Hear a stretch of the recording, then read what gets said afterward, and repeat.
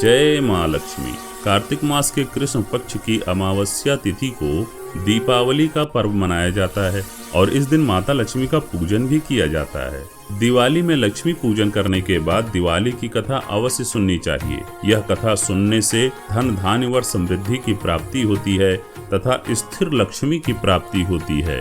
कहते हैं किसी नगर में एक साहूकार रहता था। उसकी एक बेटी थी। वह रोजाना घर के सामने लगे पीपल के पेड़ पर जल चढ़ाती थी। उस पीपल में लक्ष्मी जी का वास था। एक दिन उसी पीपल के पेड़ से लक्ष्मी जी प्रकट हो गईं और साहूकार की बेटी से बोली, मैं तुझसे बहुत प्रसन्न हूँ, इसलिए तुझे सहेली बनाना चाहती हूँ। साहूकार की बेटी बोली, क्षमा कीजिए, मैं अपने माता पिता से पूछकर ही बताऊंगी। उसने घर आकर अपने माता पिता से सारी बातें कहीं और उनकी आज्ञा से लक्ष्मी जी का प्रस्ताव स्वीकार कर लिया। इस तरह वे दोनों सहेलियां बन गईं। लक्ष्मी जी उससे बहुत प्रेम करती थीं।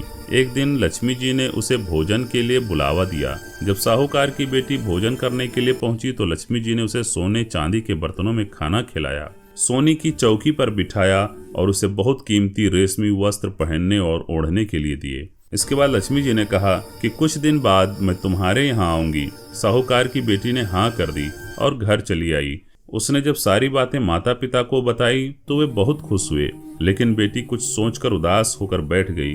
जब साहूकार ने इसका कारण पूछा तो उसकी बेटी बोली, लक्ष्मी जी का वैभव बहुत बड़ा है, मैं उन्हें कैसे संतुष्ट करूंगी।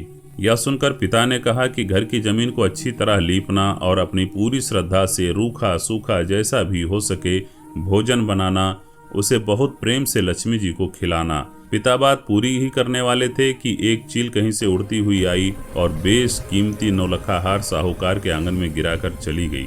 यह देखकर साहूकार की बेटी खुश हो गई। उसने पिता की बात मानी और घर को सुंदर तरीके से सजाया, जमीन की सफाई लिपाई की। चील ने जो हार उनके घर में गिराया था उसे बेचकर लक्ष्मी जी के लिए अच्छे भोजन का इंतजाम किया। उन्होंने सोने की चौकी और रेशमी दुसाला खरीदा।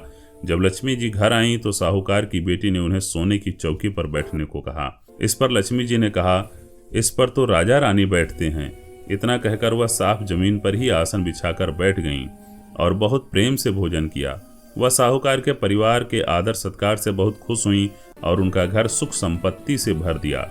हे लक्ष्मी माता, जिस तरह आपने साहूकार के परिवार पर अपनी कृपा बरसाई, उसी तरह सबके घरों को सुख संपत्ति से भर देना। माता लक्ष्मी की कृपा आप सब पर बनी रहे।